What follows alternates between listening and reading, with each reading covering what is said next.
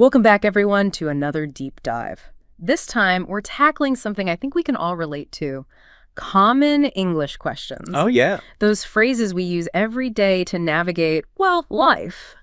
We found this awesome guide called Common English Questions to Use in Daily Life. Interesting. And it's packed with insights on how to use these questions effectively. I'm intrigued. It's fascinating how these simple phrases can really make or break a first impression or a conversation. Yeah. So we'll be taking a deep dive into the guide, exploring how to use these questions to build connections. Sounds good. I'm ready. So the guide starts with the basics, introductions. Makes sense. You know, the classic, what's your name? Where are you from? Right. But sometimes those can feel a little robotic, don't you think? Yeah, a bit. Like not very engaging. Definitely. So the guide emphasizes the power of follow-up questions. I see. Instead of just getting the basic info and moving on. Right. You can ask things like, how long have you been living here? Or what brought you to this event? Those are It shows you're genuinely interested, and it can lead to a more meaningful conversation. for sure. Imagine you're at a conference, right? Right. And you've just met someone. Okay. Instead of letting the conversation fizzle out after those basic introductions, Yeah. you could ask,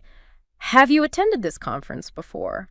Or what are you hoping to get out of it? Right. Right. It keeps the conversation going, It does. and you might even discover you have something in common. Definitely. So simple, but so effective. I agree. Okay, moving on from introductions, the guide tackles another essential topic. Time. Time, oh yeah. We've all had those, wait, what time is it? Moments. Haha, But beyond just asking for the time, right. the guide highlights questions that show proactiveness. Like what? Like, what's the deadline for this project? Or Mhm. how late are you open? Oh yeah, those are good. Especially in professional settings. Definitely. It shows you're organized and thinking ahead. It does. Now, thinking about time also made me consider cultural differences. Oh, interesting. Some cultures are very strict about punctuality, Right. while others are more relaxed. Yeah, for sure. Being aware of those differences can prevent misunderstandings. Absolutely. Like in some cultures, being a few minutes late is considered rude, but in others, it's no big deal. It's good to know. It can really help you navigate those cross-cultural interactions. It can. Okay, so we've covered introductions and time, feeling more confident. Yeah, definitely. Good, because next we're hitting the shops. Ooh, shopping. The guide has some great tips for navigating stores and finding what you need. Like what? Well, one thing that stood out is the importance of being specific. Instead of just wandering around, Right. think about what you need and ask directly. Do you sell organic cotton t-shirts? Or where can I find hiking boots? Make sense? It saves time and energy. It does. And the guide also covers those essential questions about prices, availability, even payment options. I see. Speaking of payment options, I have a funny story. Oh, tell me. I was once traveling in a rural area, Okay. and I just assumed this little shop would take credit cards. Oh, I see. Nope, cash only. Oh, no. And the nearest ATM was miles away. That's rough. Learned my lesson that day. Yeah, you gotta ask. Always clarify payment options beforehand. For sure. It can save you a lot of trouble. Definitely. Definitely. So from shopping, let's move on to those times when we need help finding our way. Getting lost. Exactly, those, excuse me, where is me moments. Right. The guide has you covered with those essential questions for asking directions. That's useful. And it's not just about the words you use. Oh, okay. It's also about your tone and demeanor. Right? Being polite and respectful, especially when you're asking strangers. Makes sense. Remember to start with, excuse me, and end with, thank you. It's important. Even though we have GPS and maps these days, Right. sometimes a local's insight is invaluable. Oh, absolutely. They might even give you some bonus tips about the area. I love that. Okay, all this talk about shopping and exploring has made me hungry. Me too. Let's talk about dining. Yes. Let's. The guide offers some great questions to make your restaurant experience smoother. Oh, nice. It covers the basics like ordering, asking about specials, getting the bill. Right. But what I found helpful were the tips on navigating dietary restrictions. Like what? You know, asking about vegetarian options, allergies, things like that. That's so important. It shows you're being mindful and considerate. It does. And who knows, you might discover a new dish you love. You never know. Now, speaking of new experiences, Yeah. the guide also dives into questions that can make social gatherings less awkward. Oh, that's helpful. We've all been in those situations where we're meeting new people. Yeah, for sure. And the conversation feels a little forced. Right. The guide offers some great conversation starters like, What do you like to do in your free time? I like that one. Or have you seen any good movies lately? That's good too. Simple but effective. Now, I'll admit, I sometimes struggle with remembering names. Happens to the best of us. Any tips from the guide on how to avoid those awkward, I'm sorry, what was your name again? Moments. Well, one trick is to repeat the person's name back to them when you first meet. Oh, I see. It helps solidify it in your memory. It makes sense. You can even try incorporating it into the conversation naturally, like, "It's nice to meet you, Sarah. So, Sarah, what brings you here?" That's a good one. It might feel a little awkward at first, Yeah, but I think it works. I bet it does. So we all need help sometimes, right? Of course. And the guide doesn't shy away from that. We're good. It provides some polite and effective ways to ask for assistance. I like that. What's key is being clear and concise about what you need. Right. Instead of just saying, "I'm lost," Yeah. try saying, "Excuse me, I'm trying to find the library. Could you point me in the right direction?" Much better. And of course, always remember to say thank you. Of course. It shows your appreciation. It does. Okay, here comes my favorite part.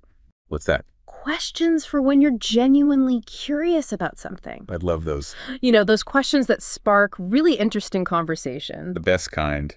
The guide suggests things like, what's this called? How does this work? And even, why is that important? Those are great. They encourage people to share their knowledge and perspectives. They do. I remember once I was at a museum Okay. and I saw this incredible sculpture. Wow. I was totally mesmerized by it. I see. I asked the curator what inspired the artist to create this. Oh, what did they say? She shared this amazing story about the artist's childhood, Wow. their fascination with nature, Cool. and how they used art to express their emotions. That's beautiful. It completely changed how I saw the sculpture. I bet. It wasn't just an object anymore. Right. It was a window into the artist's soul. That's so powerful. Just from asking a simple question. Amazing. That's the beauty of curiosity. It is. It can lead to such unexpected discoveries. Okay, let's shift gears for a moment and talk about something a bit more serious. What's that? The guide also covers questions for emergencies. Oh, right. Those ones you hope you'll never need. But are important to know. Exactly. It lists essential questions like, where's the nearest hospital? Of course. Can you call for help? Right. What should I do? Important stuff. In those stressful situations, it's crucial to stay calm and speak clearly. Absolutely. Knowing basic emergency procedures can be life-saving too. For sure. And it's a good reminder to familiarize ourselves with local emergency numbers and resources. Good point. Before we move on, let's circle back to the guide's emphasis on practice. Practice. Yes, making these questions second nature. Oh. Like with anything, the more you use them, the more comfortable you'll become. Makes sense. The guide suggests practicing out loud, I see. using the questions in real situations. Right. Even writing down new ones you hear to try later. That's a good idea. It's like building a conversational muscle. I like that analogy. What's fascinating is how the guide subtly highlights the link between language and confidence. Oh, interesting. The more comfortable we are with these questions, the more confident we feel in different situations. It makes sense. It's like having a set of tools. I see. When you have the right tools, you feel more empowered. Definitely. And that confidence can then make us more approachable, open to new experiences, and ultimately more connected to the world around us. That's a great point. So what does this all mean for you, our listener? I think this deep dive has shown us that even the simplest questions can have a profound impact on our daily interactions. I agree. Yeah, it's all about connection, isn't it? It really is. And that's what makes this guide so valuable. Absolutely. It's not just about being understood. It's about showing that you're interested, Right. being polite, Yeah. and creating those moments of connection. It makes life richer. It does. So what were some of your biggest takeaways from the guide so far? You know, I was struck by how much we take these everyday questions for granted. Yeah. We learn the basics, but we don't always think about how much of an impact they can have. That's true. This guide really encourages us to be more mindful. I agree. Like, I realized I often fall into a conversational rut, Oh, yeah. asking the same old questions. But this guide has inspired me to be more curious, to try out some of those deeper questions. I think that's a great goal. You know, to step outside my comfort zone a little. It can be rewarding. It can. It can. And it's not just about asking the questions. It's also about really listening to the answers. Oh, absolutely. Being present. Active listening. Yes. Creating space for real dialogue. Right, right. I have a feeling you're going to be surprised by the results. I think so too. Even small changes in how we communicate can make a big difference. The ripple effect. Exactly. Yeah. This whole conversation has got me thinking. Yeah. What's one question you wish people asked you more often? Wow, that's a good question. It makes you think, doesn't it? It does. It makes you think about how you want to be seen. And how you want to be engaged with. Yeah, I like that. I bet our listeners will have some interesting answers. I think so too. It could spark some great conversations. Definitely. Speaking of important questions, Yeah. those emergency questions we talked about earlier, Right. those are like a communication safety net. A safety net. Yeah, we hope we'll never need them. Right. But it's good to be prepared. Absolutely. Like a mental checklist. Exactly. In a way, this whole guide is a kind of communication safety net. How so? Well, these questions, they give us a framework for navigating different situations. I see. They give us the tools to start conversations, Right. get information, Uh-huh. express ourselves. It's like a roadmap. A roadmap for connection. I like that. And it can be so empowering. Especially if you're learning a new language. Or if you feel a bit shy in social situations. It's about having the right words. Exactly. So you feel prepared and ready to engage. And that feeling of confidence can then make us more open to new experiences. It all comes back to connection, doesn't it? It really does. Yeah, it's the heart of it all, isn't it? It really is. And as we wrap up this deep dive, I think it's important to remember that language is a journey. Not a destination. Right. There's always more to learn, always new ways to express ourselves. More nuances to explore.